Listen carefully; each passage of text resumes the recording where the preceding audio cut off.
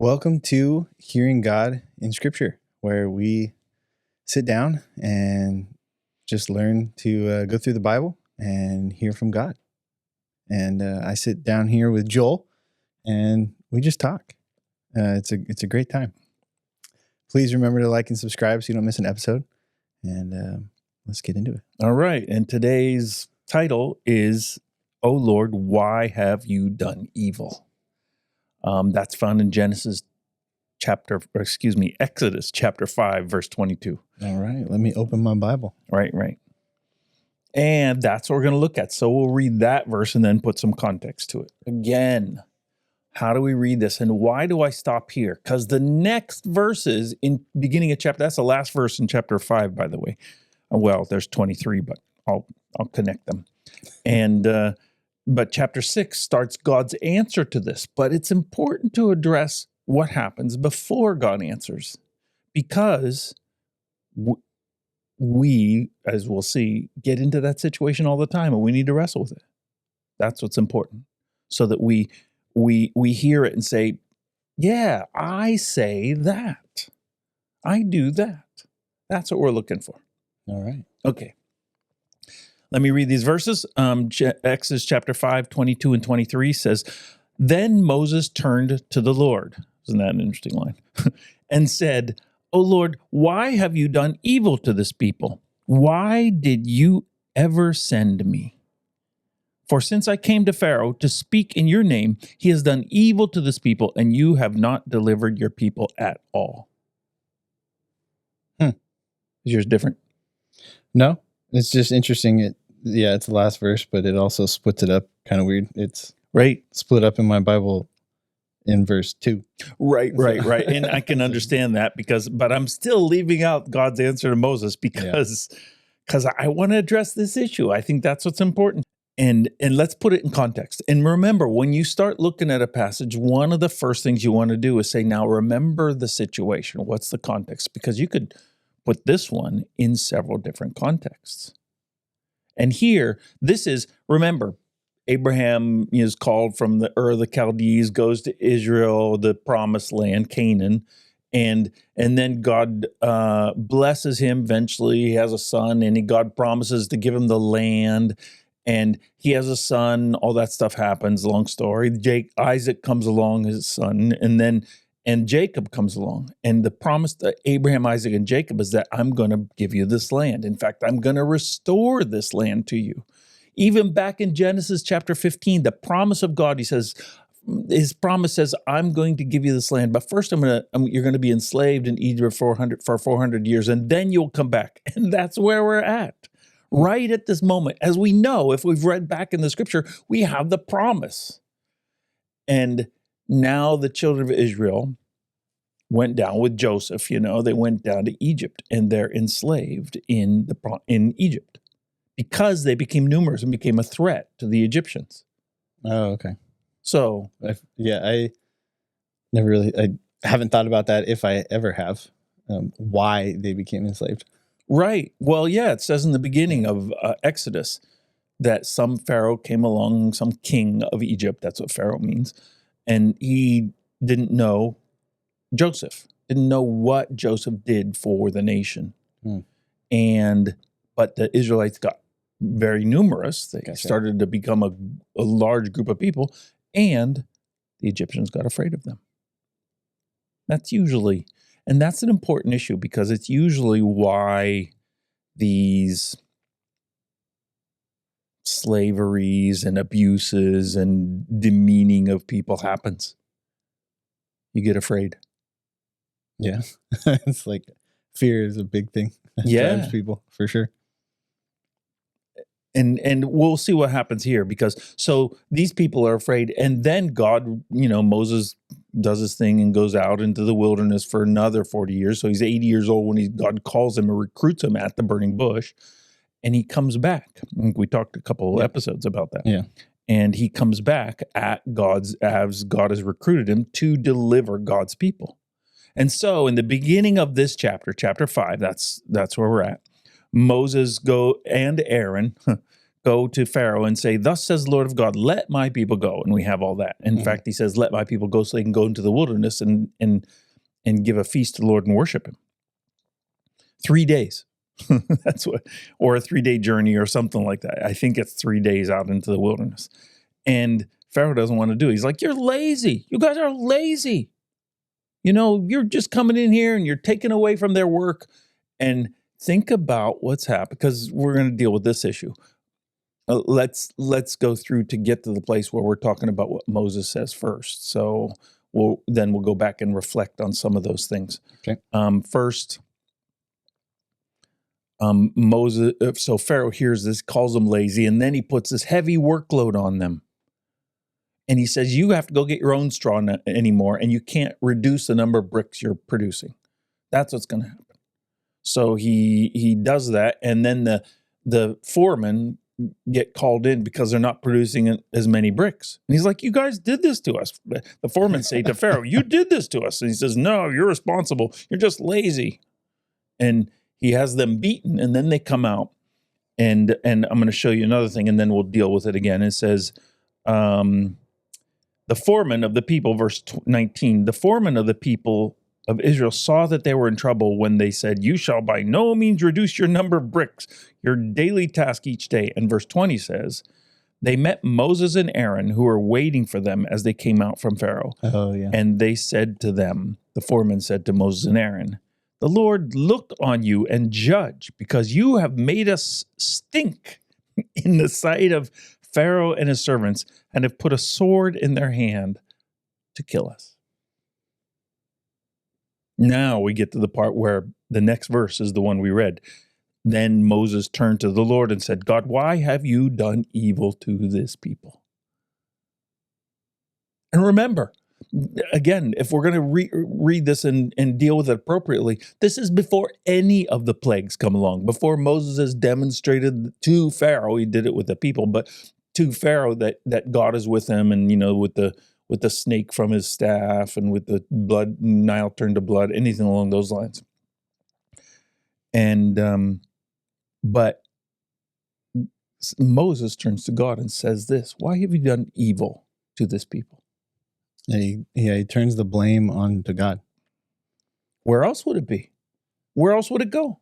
He's right. Yeah, he's supposed to, God sent him. Right, to deliver the Israelites. And then if God is in ultimate control, that would be why he would turn and say that, right? Right. And he uses the word evil, which can also be trouble. That's what mine says. Right. It's caused trouble for this people. Right. Because evil's a little more uncomfortable. I think it's definitely got a little bit better. It's got better confusion for the reader. Right. If you say evil. Right. It makes you question it a little bit more, right? Like God and evil in the same sentence, really? That's an excellent point. And it should. I mean, the trouble should do the same with us, right? Yeah. Because we're uncomfortable with it. And it's an important thing to say, wait. God, what are you doing? And if you're the Egyptians or Moses, not the Egyptians, if you're the Israelites or Moses, you would say, "God, this is evil." You wouldn't just say it's trouble. Yeah. You're like, "God, what's the matter with you?" Mm-hmm. Now let's take them before we go back, because we're going to look at what happens here. Before we go back, maybe we should go back first. Okay. Because look at what Pharaoh does. And you'd mentioned it. When we get afraid, we lash out. Yeah. And you don't always think clearly too, right? That's something that is a learned skill, right? Is in fear, thinking clearly. Well, it's I resist getting political. Yeah, let's not get political. But it's helpful to see the way the different sides react to each other. Some reason why I can't watch any of the news, either side of the news anymore, because I'm like, oh, guys, cut it out. Because they don't react necessarily rationally. Mm-hmm. And that's what Pharaoh's doing, right? Yeah. Pharaoh's saying, "Oh, they're lazy." Well, they're not lazy. They've been doing this, and he's doing something. And I don't know that it's all fear. The first part was fear. Now he's in control and he's power hungry and he doesn't want to give up his stuff. Yeah. And Well, and he calls them lazy because they can't produce more, even though he put more on them. Right. Right. And right. And he calls them lazy before that because Moses says, hey, I want the people of Israel to come out. And, God says, let them go so they can have this festival, which is not let them go so they can go to the promised land. yeah. I don't think I ever realized that either. When I think back to what I know about this passage, I don't remember him only asking for a couple days. Right. I don't know if that's talked about much. Right. You don't think about it. You say, because you think, let my people go. And that's really where God's going. And yet, maybe that's part of the answer. We haven't gotten there. We're not going to God's answer. But part of it is saying, God's not just trying to deliver them for 3 days. He has a bigger plan. And that's really where we're heading. But first of all, you see that when God calls to deliver, because I'm going back and forth. It's so hard to wait. So I'm not going to wait. Because this is what we do. We are people who want to be delivered. We go through terrible times, difficult things. My son-in-law and my daughter both had a terrible time last night with sleep because their new son is teething. Oh man, I believe that's what it is. Ooh, yeah, it has to be because he's great. Right, he's great. Yeah, man. But sleeping is not his, he forte. Needs some comfort in that sleep. My goodness, poor guy. Every time he woke up, he's crying.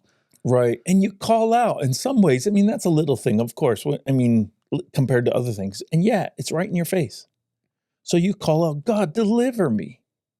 And we think of the deliverance from Israel as this is, kind of salvation level deliverance. That is, Jesus saves us from our sins. And that is absolutely true and the most important thing we do. And yet we call out for God for deliverance for a lot of things in terrible situations. And think about, men or women, we'll go both ways, who are in terrible relationships with their spouse, who, they're like, oh, what's happening? I was talking to my friend yesterday about that.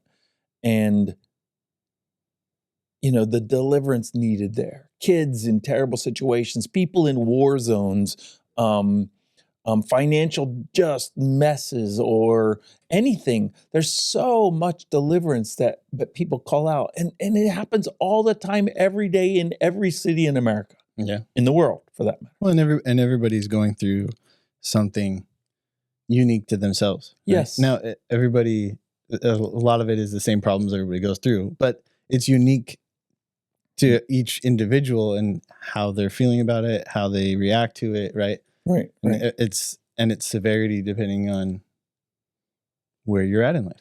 Right. And like the guy says, well, it's minor surgery when it's on you, and it's major surgery when it's on me. yeah, exactly. And so our trouble really messes with us. And we turn to the Lord, and we want us. And if you're too righteous, you don't want to say, God, why are you doing this evil? Because you're like, oh, that's so hard to say. And yet you feel it. The Psalms talk about this all the time. They tell us, go and deliver, go to God and tell him these things. And don't be afraid to tell God. Just don't be closed to him when you tell him. Don't say, God, what's the matter with you? People say, why did you do this? Like I'll say that, I ask God, why did you do this? And people say, you can't say that to God. Of course I can say that to God. I'm not being closed when I say it. I'm really asking. And if I'm really asking, if I don't really ask, then it's a problem. I'm just kind of accusing and without giving God a chance to talk, so to speak. But Moses goes and turns to God, and God's going to answer. And he does in the next verse, which we're not even looking at. I know, we should. But the issue is that Moses does what we need to do.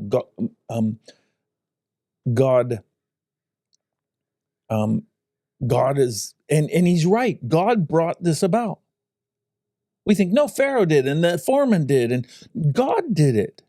God has a plan. It's not like he's not sovereign in this place, right? That's true. And that's a big deal. And so, what does it tell us? Because not only, now let's backtrack, because we're going to say these things. So Pharaoh doesn't react like we wish he would react. We sort of wish that the pixie dust would come down upon him, like I said before, and everything would change. Pharaoh would be utterly destroyed, or he'd be repentant and say, yes, I'm so sorry. And here's the keys to the chariots. You just take everything and go. But it doesn't happen that way. And it almost never happens that way. It doesn't happen the way we would expect. God's deliverance is different than we wish it were. If we knew what God knows, we would want the kind of deliverance he's bringing and the way he does it. Yeah. When suffering isn't always a bad thing. Right, but it's really painful. It's painful. Because it's suffering. And it's hard. Right. That's why we use the word. But, it's like parents, I feel like people look at God and say, why did you do that? Right? Why did you allow this to happen? Right. But we do the same thing as parents. I'm not there yet because my kid's only 5 months old. But we do the same thing as parents, right? Is you want your kid to learn. Well, how are they going to learn if they never suffer a little bit? Right. It comes with the territory, right? You want to learn lessons. You have to go through things. Right. And you come out better on the other side. And, thankfully these Israelites came out better. Right. Kind of. Right. Constant but struggle. They get delivered. God, right? Right. And Moses does. And Moses is the one who turns to God and says, why have you done this evil to this people, or this trouble to this people? And listen to what he says. He says, why did you ever send me? Yeah. For since I came to Pharaoh one time, he expected it to happen one time, right? Yeah. And that's the important part. He had just expected this to happen one time. He has done evil to this people, and you have not delivered your people at all.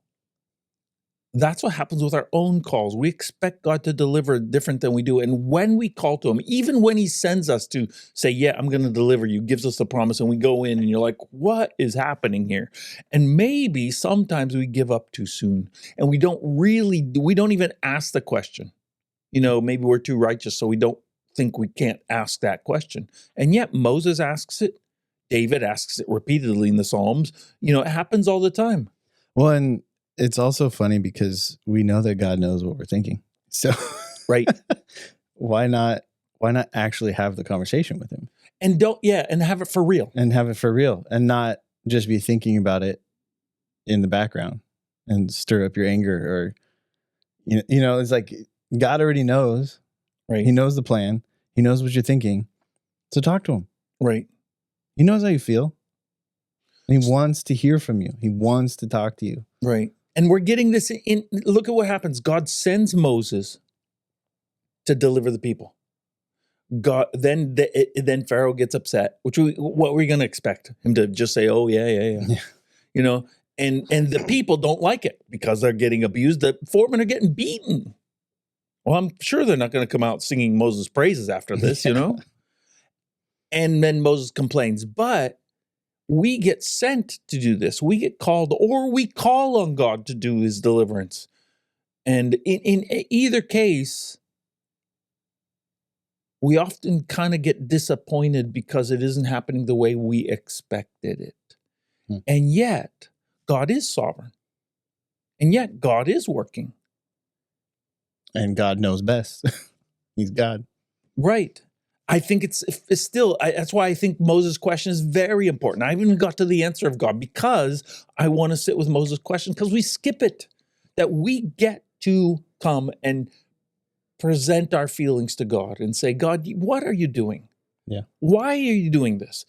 And do it honestly and right before God. Moses turned to God, it says. Turned to the Lord. And said these things. And he doesn't get it. And God is saying, now, let me teach you. I think that's what's going to happen. No, I haven't even read it because I don't want to, because I want to sit there and say, let us be people who do this. Let us be people who come before God and say, It's not happening the way I think it should, God. You're not doing what I want. Yeah. And I'm turning to you and saying, why are you letting this evil happen? See that relationship with God? And it's going to develop.